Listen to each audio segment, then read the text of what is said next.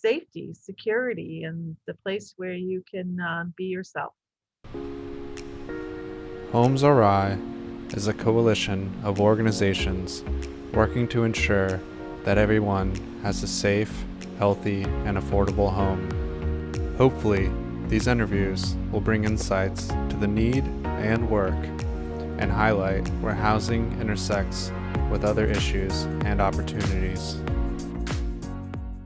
Great. Well, thank you for the opportunity to come and talk about this issue today. My name is Brenda Clement, and I'm director of a group called HousingWorks Rhode Island. And HousingWorks is a research and policy organization that looks at all things housing, trying to show the connectedness between housing and health outcomes and educational attainment and economic growth in our state. Our hope and our vision is that housing opportunities will exist in all communities across the state, and that people, regardless of income or race and ethnic backgrounds, will have access to not only safe and decent, healthy housing, but live in safe and productive neighborhoods as well. So always happy to talk about this topic.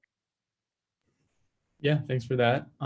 So I guess since our theme is senior housing, we could start, some of the challenges that affect older residents within the arena of housing are also challenges that affect the overall population, such as low investments by government and also poor public transportation in the state. So I guess we could start the conversation if you could tell us, what are some of the needs of older adults that are specific to them, specific challenges that they face, in addition to, the overall challenge of housing in Rhode Island. Sure. So as you know, HousingWorks is kind of the research and policy group. So I'm going to start off with some statistics and facts first, and then we can dive into kind of how to, potential solutions or ways that we can address some of these issues. First of all, 30% of Rhode Island's population is age 55 or older, but older residents make up about 47% of heads of household. And of those older households, more than half of those older households who live alone, and this is a substantially high number of those, over half of those have incomes of below $25,000. So in general, particularly as you get older, and particularly if you're living alone, your income level is restricted as well. As we know from our fact book and from other reports, in order to afford a 2-bedroom apartment in Rhode Island, a household would need to earn over $66,000. So the gap, particularly as older folks try to age in place and age in community, is very, very big. And so that's a big issue. And another thing that I would remind us about initially as we start to talk about other challenges out of the frames is that Rhode Island has, not only is our population aging, but we have some of the oldest housing stock in the country, particularly in our rental units, and we're tied for third with Massachusetts for the oldest housing stock. And what does that mean? And what does that mean for seniors? Well, first of all, pretty high maintenance costs and pretty high repair costs for housing units. And expensive stuff like roofs and heating systems and other things. And so as seniors' incomes are reduced, their ability to keep and maintain their house becomes even more problematic as well. And then also we know that much of the housing that was built a long time ago is not conducive to aging in place and aging in your community. So trying to add things to your house like ramps or chairlifts or other things that you may need as you age and your mobility decreases are expensive to do, if not impossible to do, in a lot of the housing units across our state. So there's a lot of challenges and but I also think a lot of opportunities for us to try to address these issues as well. Yeah. And you mentioned, how Rhode Island has one of the oldest housing stocks and tied with Massachusetts for third. So compared to other states in the Northeast and the New England region, how do you think Rhode Island is faring in dealing with the issue of, having to adapt this housing stock for older residents and addressing the affordability gap? Well, not well, and it's not, it's obviously not just only targeted to seniors, as we know from our work with HousingWorksRI, that this is a big problem issue for Rhode Islanders across income and age categories as well too. We just simply have not been producing enough housing for a long time and have a lot of catch-up work to do. And then, as I said, there's some unique challenges for seniors and others who, not only seniors who may need to make physical repairs and changes to their housing to stay in place, but also may need support services in order to stay in their homes and to age in place. So, again, it's not just only about the housing and retrofitting the housing, it's also about providing those links. And you started to talk a little bit about that. If you no longer drive a car, what access do you have to transportation? What access do you have to people to help you provide basic services in your house? And as we know, the pandemic has kind of, focused our eyes a lot on the flaws in the system and the lacks of services that we have in the system. So I'm hopeful that, now that we're shining a spotlight on some of these issues, that we'll continue to stay focused on them and work towards solutions. Yeah, and you mentioned, the pandemic and also how senior residents have needs for other services.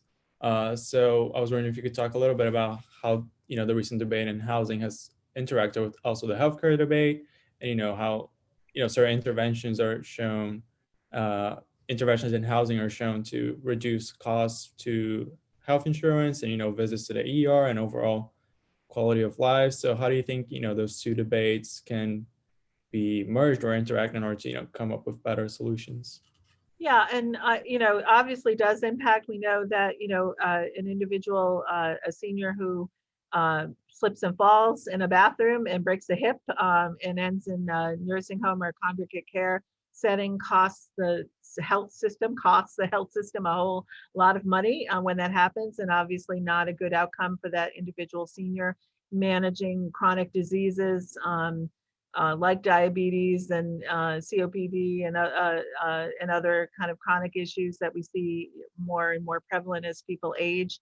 Also becomes a challenge. Access to good and healthy food, all of those kinds of things are things that impact a person's ability to stay healthy as well. So, but I mean, I do think there are models and things that we can look at in the state to try to address those issues.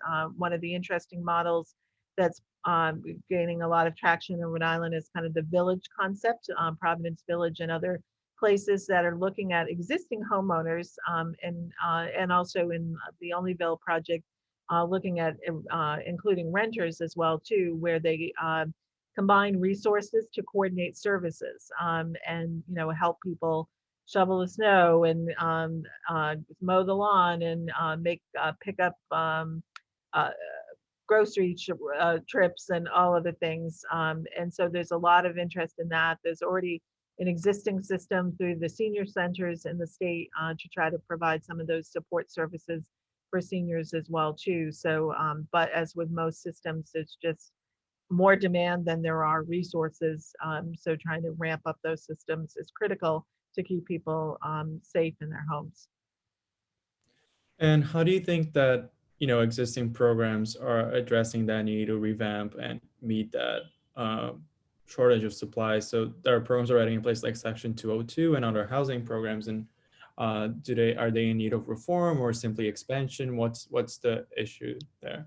So we haven't produced a lot of senior housing in Rhode Island for many, many years. 202 program, which is a federal program, and some of the high rises that we produced through Public Housing Authority funding and money were built in the late 70s and 80s, and we haven't seen significant production of housing units or development for rental units since then. The 202 program under previous administrations also didn't have production money in it, so nobody could access that. It wasn't just that we didn't get it, it was just that that program was no longer available. So looking at that and how do we increase the supply of housing, how do we do it in a way that people are comfortable? I think one of the things that the pandemic has also shown us is that we really need to rethink nursing homes and nursing home care in the state. Many people, obviously, just because of the sheer number of deaths that we've seen in nursing homes and others the congregate style of living, the shared bathroom, shared room model may not work anymore, not just because of pandemic, but also because that's not how people want to live when they give up their home or move into a congregate care setting. So again, I think it gives us an opportunity to kind of rethink all those systems. I think under a new administration in Washington, we're hoping to see lots more housing production money, not only for seniors, but for production in general. And so I think we can look at ways to particularly ramp up the housing developments and unit for seniors, but also to preserve the units that we already have. A lot of the high rises in senior housing, as I said, are getting pretty old too, and need a lot of modifications and upgrades to critical things like elevator systems and air filtration systems and other things. And again, as we have kind of confined people to their apartments and to their rooms since the pandemic, those areas have become even more critical. Yeah, so from what you've mentioned, there are gains to be made both from increasing the supply of housing and also, as you mentioned, a lot of these older residents face diminishing income. So is the sort of from the policy side, the easiest way to address it is it from the supply side of housing, or is there also a way to address it from the income side for these older residents? Like what's the focus of recent ideas and developments in these policies?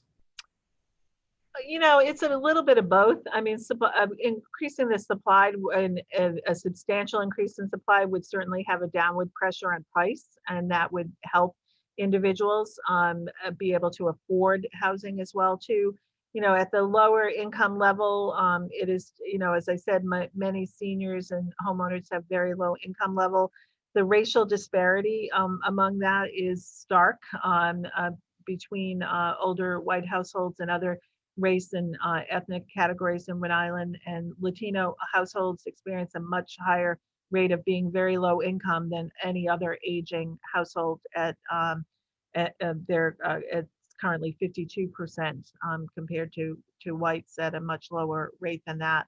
So again, looking at it from a disparity issue, but it's because many people have worked in low wage jobs all their lives. And so when they finally are retirement, they don't have a retirement, they don't own a home, they don't have a pension plan and other things. So they very much are living or trying to live on a very restricted income level. So it's income support or supports through services and other ways to keep people safely housed, but also reducing the overall cost of housing by increasing the supply is also needed.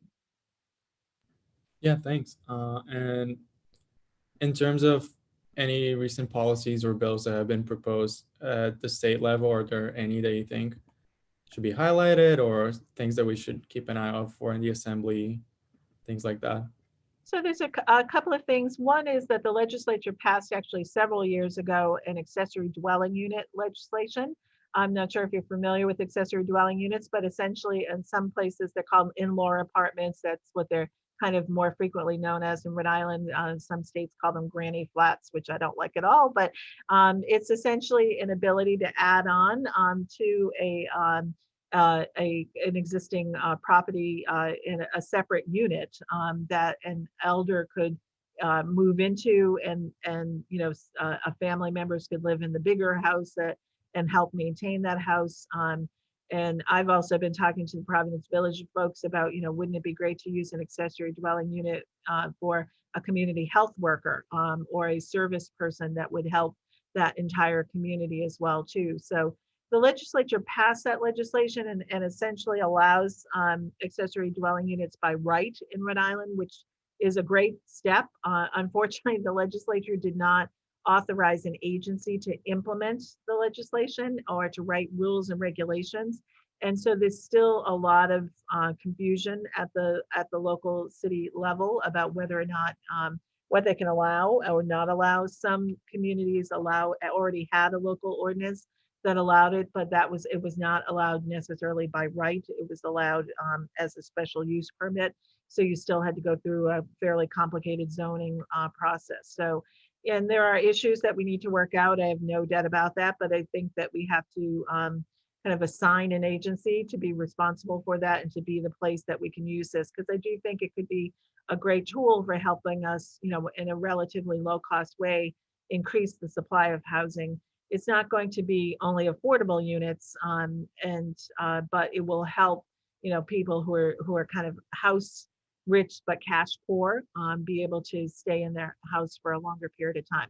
Now, there are legitimate issues, around how do we avoid Airbnb abuse, how to in coastal community areas, how do we tax these, how do we address real issues around parking and neighborhood congestion and all of these things. But that's what we need a regulating agency to look at and kind of promulgate rules and regulations once they have feedback from all groups. So, but across the country, accessory dwelling units have been kind of another important tool in the tool belt. They're not the end all be all issue, but they're one of the tools that we could be utilizing better in Rhode Island.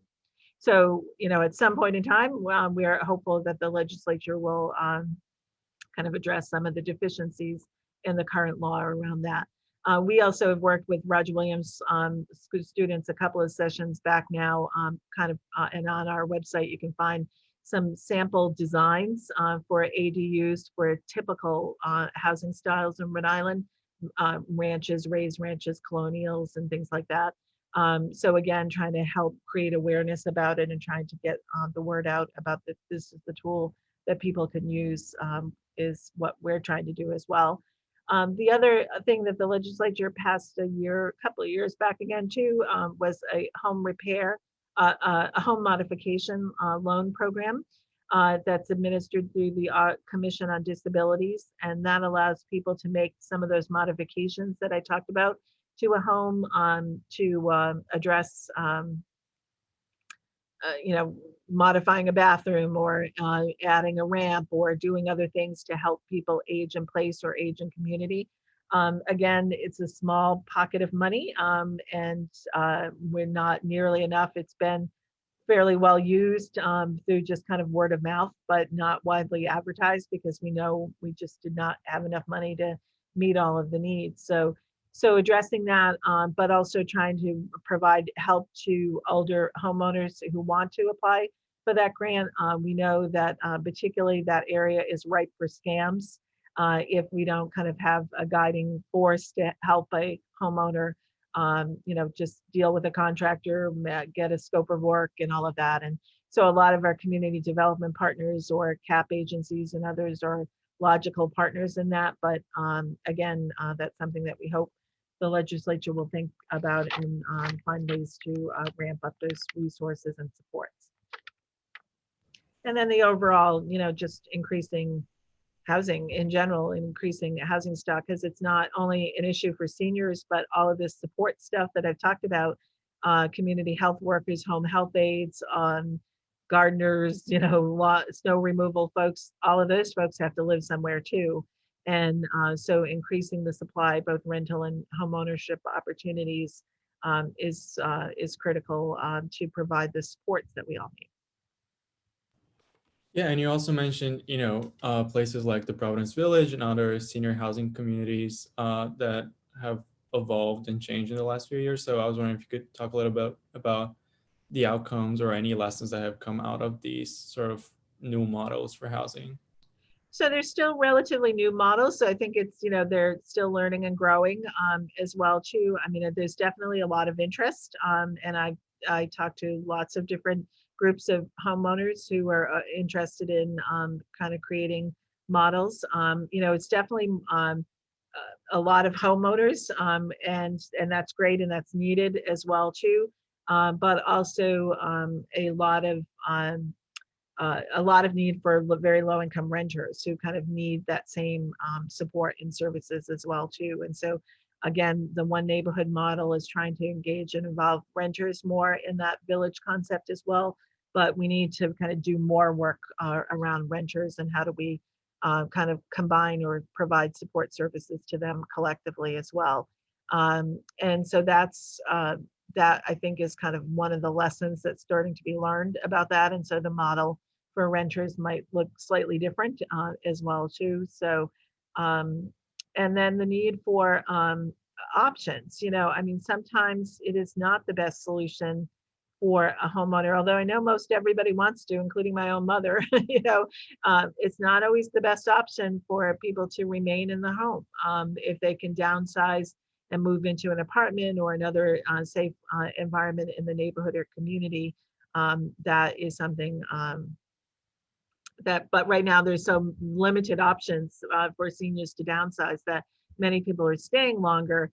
And so the amount of homeowner, individual homeowners, one person living in a 3-bedroom house that they raise their family in is not, and then that house is not available for the next family, to use. So our ability to kind of move and have starter homes for young families and other new families in the community are limited because seniors don't have options to downsize. Yeah, so would you say then that, the idea of aging in place and aging in community needs to be somewhat expanded and, sort of start to include these new models that are arising and not only, just allowing people to necessarily stay in their own houses as you were saying? Yeah, for sure, definitely. And, I think that that's part of the overall discussion. We're hoping to this year work with all of our colleagues in the senior space, including Senior Agenda and AARP, Age Friendly Rhode Island, and others to kind of develop a much more comprehensive plan around senior housing and looking at all of these options. And again, trying to provide some pretty specific steps of things that we need to do. One of the interesting projects that Age Friendly has been working on is a project based out of Boston that looks at kind of room sharing.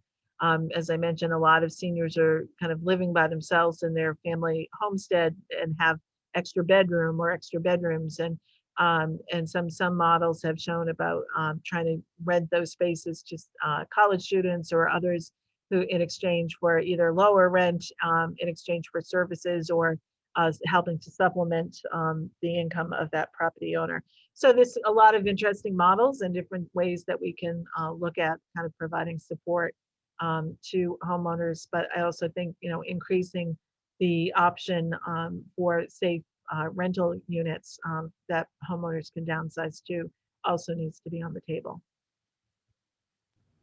Yeah, and so, sort of the last question I had in my script, you talked about Housing Works Rhode Island being, foremost a policy and data endeavor. So I wanted to give you the space to highlight any ways in which you think that the data has helped to tell that story and highlight the problem in Rhode Island and how it's evolving over time. Well, I hope that our data has kind of continued, and we released our annual fact book a month or so ago. I'm sorry, a couple months back now in November. We hosted with our colleagues at Age Friendly Rhode Island and Blue Cross a forum on seniors and housing. So there's a lot of information on our website about that program and programs and resources as well. Again, with all of our data, we try to continually highlight the need, continually highlight the gap. A report that we issued a while back now in 2016, the Projecting Future Housing Needs report, shows the tremendous need for Rhode Island's population is not increasing dramatically, but our size of households is decreasing.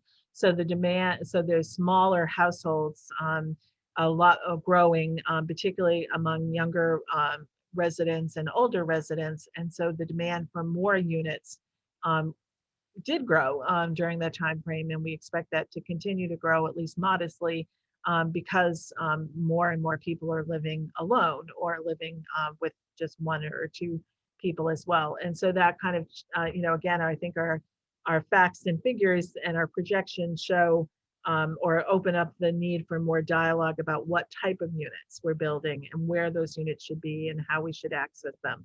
I also think, and we have been working with others to, again, show kind of how do we rethink our built space? How do we look at zoning barriers? How do we look at other things that are preventing us from kind of rebuilding and reclaiming some buildings, commercial and retail space, office spaces, are changing dramatically. I mean, retail was changing dramatically before the pandemic, and pandemic has sped up that process even more. But is there a way to reclaim those spaces? Is there a way to look at how do we, build a little village center in a community that provides some rental spaces and access to services and retail that people need as well too. So I think, and I hope our data kind of helps inform those discussions and kind of raises those issues. Yeah, thank you so much for all the information. Trey, if you have anything else you think should add? Yeah, say somebody from the general population is watching this, like what's one way that they can get involved with your work and help support work that you all are doing? So lots of different ways. We're not a membership organization like other groups are, but I would encourage them to become involved in HousingWorksRI and to work on advocacy issues with us in general as well. I'd also encourage them to, sign up for our e-newsletter, stay informed about the issues, stay up to date on the statistics and the information. If they're particularly interested in joining our senior housing working group, they can certainly contact me, and I'm happy to add them to that group when we get up and running on that, hopefully soon. And then just in general, just kind of stay aware, be in touch with your elected officials and flag this issue for them, that this is something that they need to care about and that you are concerned about, because that constant drumbeat from local constituents helps helps all of us overall raise these issues and get some action at both the state and local level. Awesome, thank you. Yeah, it's like that's it. Is there anything else that you feel like wasn't touched on, or?